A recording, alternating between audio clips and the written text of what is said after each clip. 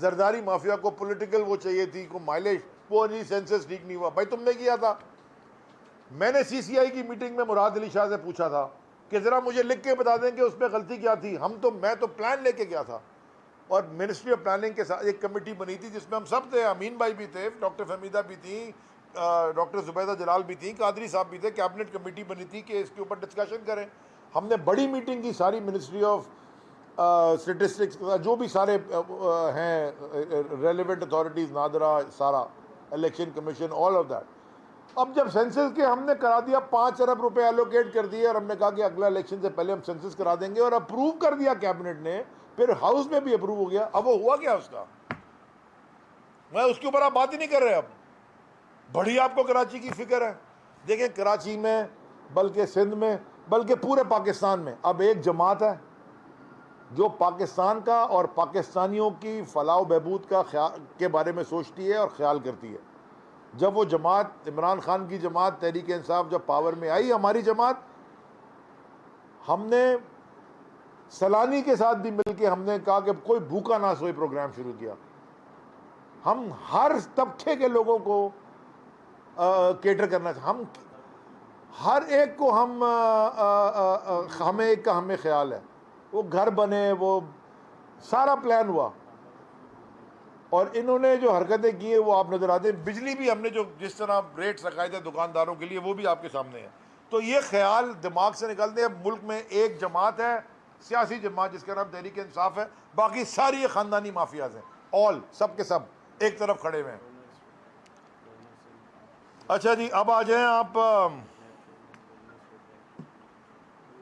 आखिर में। बस आखिर में मैं एक बात करना चाहता हूँ कि ये इम्पोर्टेड गवर्नमेंट की जो इनडिसाइसिवनेस है, यानी कि फ़ैसला करने की नाकामी, या फैसला कर ही नहीं सकते। आज तक सिंध का गवर्नर नहीं लगा। को पूछने वाला है? 3 महीने हो गए, आज तक स्टेट बैंक का गवर्नर लगा है? एक्टिंग चार्ज में है साहब, अच्छे आदमी थे पिछले वाले भी, ये भी अच्छे आदमी हैं, लेकिन या तो उनको परमानेंट कर दें, अच्छे आदमी है, या लगा लें। नहीं, आज तक नैब का चेयरमैन लगाया। इस नैब के चेयरमैन को आपने क्या क्या नहीं कहा, बदल दिया आपने। अब तो ऑपोजिशन का जो लीडर बैठा है वो भी आप ही का पिट्टू है, लगा लेते। आप तो वो भी नहीं काम कर सके। सिर्फ और सिर्फ आपने IMF से पैसे लेने के लिए पाकिस्तानियों की कमर तोड़ दी, पेट्रोल की कीमत आसमान पर चढ़ा के, एनर्जी की कॉस्ट आसमान पर चढ़ा के, इन्फ्लेशन करा के, ऊपर से लोड शेडिंग करके कराची में मिफ्ता 350 मेगावाट हमने दी थी एक्स्ट्रा, ताकि कभी इस शहर में बिजली की लोड शेडिंग कम हो और ट्रेड बढ़े, वो भी तुमने बंद कर दी। अब जो तुम्हारे साथ इंशाल्लाह हाल होगा, ये सारी जमातों का ये मुझे अब डर है और खदशा है। और इस बात पे मैं इख्तिताम करूँगा 2 बातों का, एक सवाल है और एक खदशा है।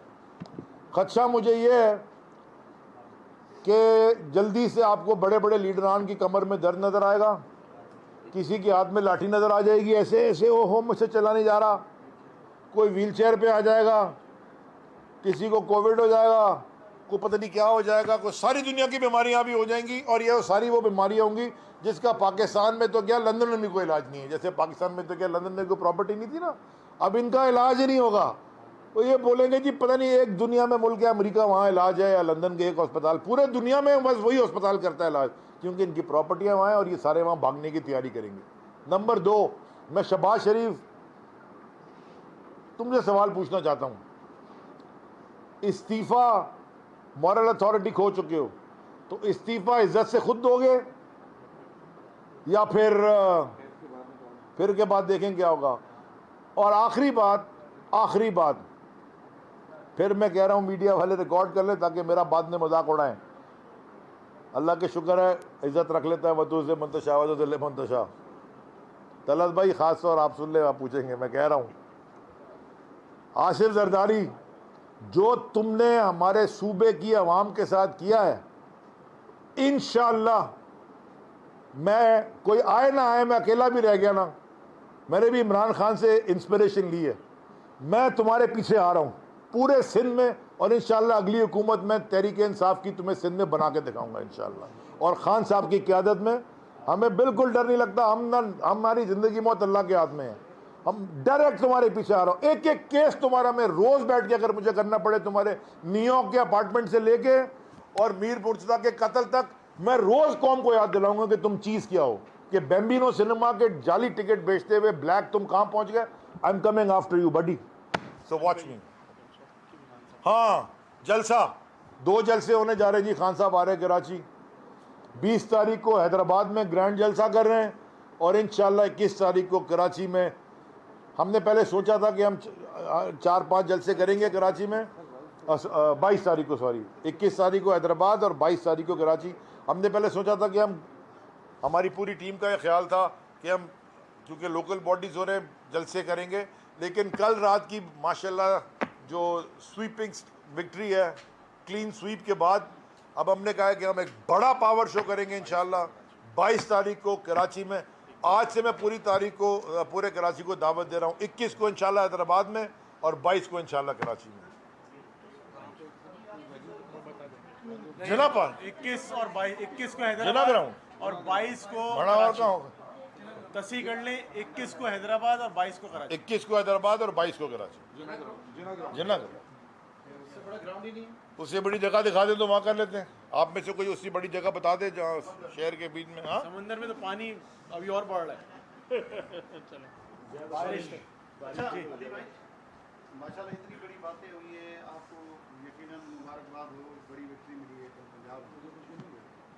लेकिन मामला जो है वो अब भी कंफ्यूजन का शिकार है। आप भी बगैर तैयारी के आए थे और ये भी लगता है कि बगैर तैयारी के आए।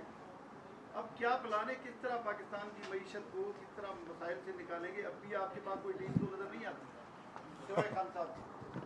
अच्छा जी, मैं पहले एक आपके सवाल का जवाब देने से पहले एक मैंने कल ट्वीट भी किया था, मैं एक दोबारा कह देता हूँ क्योंकि अच्छी चीज़ होती है, तबलीग करने मिल जाता है।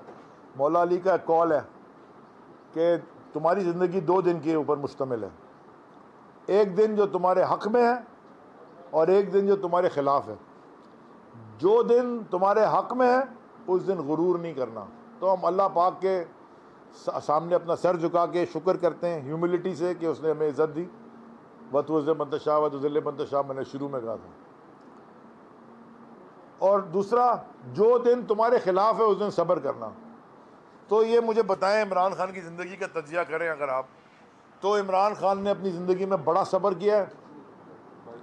22 साल की जद्दोजहद है, हर चीज़ में चैलेंजेस आए, ऊंच नीच आई, उन्होंने हर चैलेंज को लिया, सब्र करके, मेहनत करके, अपने ईमान को ताज़ा रख के वो आगे लेके गए। जहाँ तक आपने सवाल पूछा है कि हमारी टीम नहीं है, ये वही टीम थी जो 6% ग्रोथ छोड़ के गई थी। ये वही टीम थी जो पाकिस्तान की तारीख का सबसे ज़्यादा टैक्स कलेक्शन करके गई। और केक ये काट रहे थे खड़ा होकर, मिफ्ता अपना खुद टैक्स चोर है और मनी लॉन्ड्री करता है। ये वही टीम थी जो जिसने पाकिस्तान की एक्सपोर्ट सबसे ज़्यादा बढ़ा दी। ये वही टीम थी जिसके अंडर पाकिस्तान की फॉरेन रेमिटेंस रिकॉर्ड हाई पे चलेगी।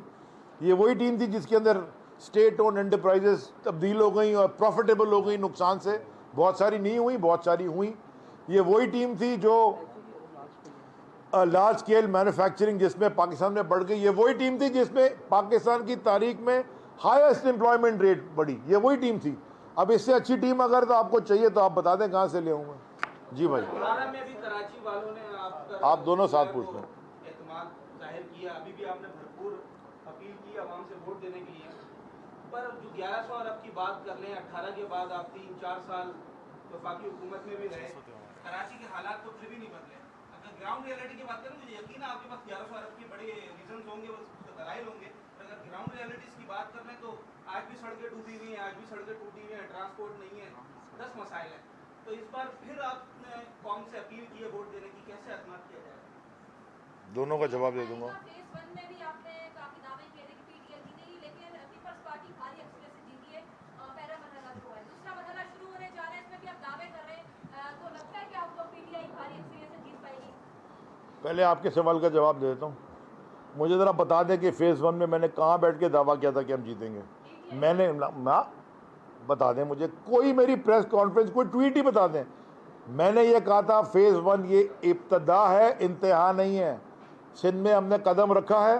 पहली दफ़ा हमारे इतने कैंडिडेट्स खड़े हुए हैं तारीख में पीटीआई की, उन 4 ज़िलों में कभी भी नहीं खड़े हुए। अल्लाह के करम से हम सक्खर में भी कुछ हमने यूसीज निकाली हैं, नवाबशाह में भी निकाली हैं, मीरपुर ख़ास में भी निकाली हैं, और उमरकोट में भी, और लाड़काना में भी अमीर बख्श भुट्टो साहब के पास वहाँ से भी हम जीते हैं।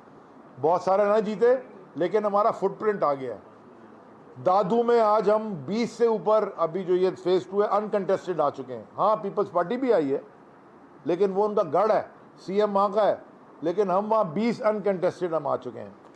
जो आपका सवाल है साथ, देखें, उस 1100 में से फेडरल गवर्नमेंट का था हिस्सा 650, बाकी 450 कहाँ, जरा ये पता कर लीजिएगा अगली दफ़ा ज़रूर। ये बैठेंगे ना आपके सामने, कोविड से ठीक हो जाएगा वो तो बैठेगा।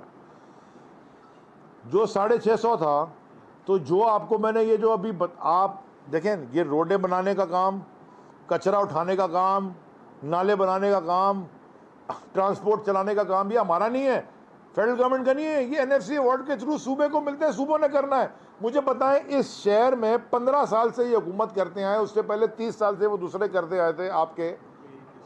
ज़रा मुझे बता दें, एम्बुलेंस तो खरीद, एम्बुलेंस छोड़े, फायर ब्रिगेड तो वो खरीद नहीं सके, वो भी हमने ला के दिए हैं। 50 से ज़्यादा फायर ब्रिगेड जो आई हैं, स्टेट ऑफ द आर्ट, जो, और वो जो इनको दिए वो नहीं चल रही। जो एसोसिएशंस ने लिए हैं, यानी कि कुरंगी हो गई है, जो एसोसिएशंस ने अपने लिए वो चल रही हैं। इनको दिए वो पानी भी चोरी हो गया, टायर भी चोरी हो गया, पाइप भी चोरी हो गया, इनके घर बन गए। कमाल की बात यह है, ये सवाल आप उनसे ज़रूर पूछें कि भाई साहब, ये काम तो फेडरल गवर्नमेंट ने किया, नाले बनाए ना, महमूदाबाद नाला, मैं आपको तस्वीर दिखाता हूँ, साफ सुथरा, रोड भी बनाई साथ में। इनका एक काम था कचरा उठाना, वो सारा कचरा उठा के असेंबली में उन्होंने मेंबर बना दिया, लेकिन महमूदाबाद नाले का कचरा नहीं उठाया। तो ये तो उनका काम है। केसीआर की वो ग्रीन लाइन तो बन गई, वो जो इनकी 3-4 किलोमीटर की ऑरेंज लाइन थी, वो पता ना कौन सा कीनू है ऑरेंज रंग का, भाई वो कब उगेगा, वो लग ही नहीं रहा, वो बन ही नहीं रहा। कब से बना रहे हैं, अब बनने वाला है, अब बनने वाला है, अगले हफ्ते। कौन सा अगला हफ्ता है भाई, 15 साल हो गए ये नहीं बन के। बसें इन्होंने अब लाए हैं, कोई ये 5, 7, 10 कितनी बसें लाल रंग की, 240 में चल कितनी रही है रोडों पे, हाँ, तो वो ये चल कितनी रही हैं, हाँ, 30-35। मैं नहीं कह रहा, आप कह रहे, मैं तो गिननी छोड़नी, क्योंकि मैं इससे ज़्यादा दफ़ा, तो नासिर भाई मेरे दोस्त हैं, इससे ज़्यादा दफ़ा जितनी वो बसें आई हैं ना, इससे ज़्यादा दफ़ा वो टीवी पे बैठ के वादा कर चुके कि आ रही हैं, आ रही हैं, आ रही हैं। 10,000 कितनी आनी थी वो, इतने से ज़्यादा जितनी आई उससे ज़्यादा वादा कर चुके हैं। हर वादे की एक बस ले आते यार, तो पूरे सिंध का मसला ख़त्म हो जाता। अच्छा, केसीआर हम करके दें, K4 हम करके दे रहे हैं, यानी कि फेडरल गवर्नमेंट इमरान, और अगर रुक जाते तो दूसरा जो प्लान था वो और बड़ी चीज़ें चेंज हो जाती।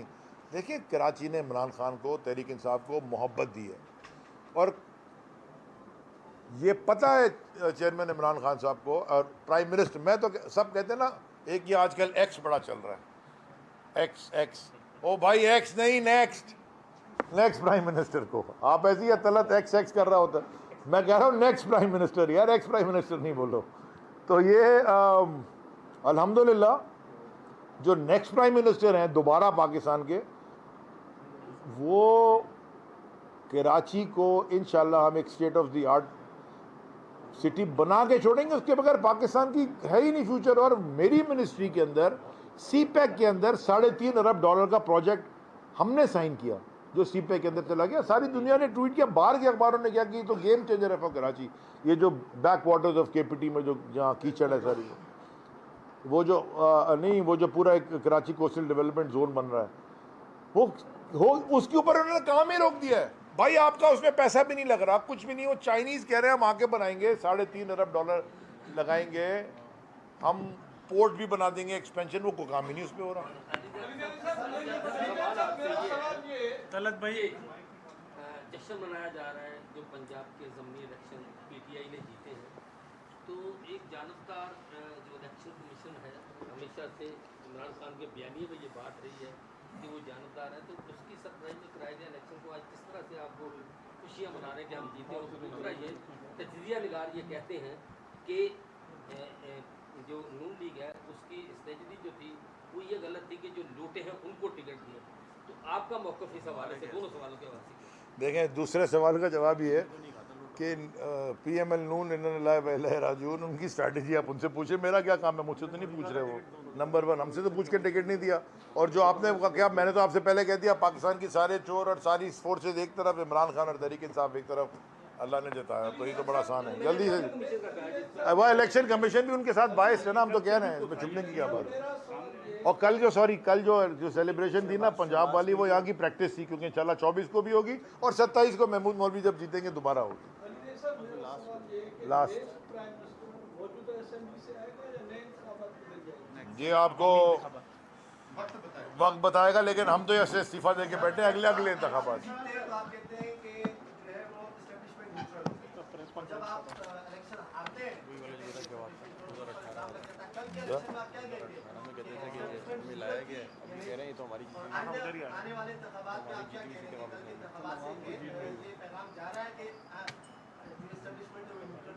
बीस सीटें हमारी गई हैं, 20 सीटें तहरीक इंसाफ जीती थी, तो वो 20 सीटों में से वही हमारी सीटें हमें वापस मिली हैं। तो मेरा कहने का मकसद, मैं आपसे बिल्कुल सिंपल बात ही करना चाहता हूँ, आसान अल्फाज में आपको समझा दूँ। कल भी ये किसी ने सवाल पूछा था, गवर्नर साहब ने जवाब दिया, मैं भी आपको आसान अल्फाज में जवाब दूँ। देखें, इदारों का काम होता ही न्यूट्रल रहना है, नॉन पॉलिटिकल रहना है। लेकिन पाकिस्तान में क्या मौलवी तमीज़ुद्दीन खान केस से लेके जनरल परवेज़ मुशर्रफ तक इदारे न्यूट्रल तो नहीं रहे ना, कहीं ना कहीं उनका फुटप्रिंट रहा है। ये हमारी पाकिस्तान की डायनामिक्स हैं, इस डायनामिक्स को चेंज होना पड़ेगा। मैंने एक दिन कहा भी था कि जिनको न्यूट्रल रहना है वो जानिबदार हो जाते हैं, जिनको जानिबदार रहना है वो न्यूट्रल हो जाते हैं। शुक्रिया जी। चले यार, वहाँ मीटिंग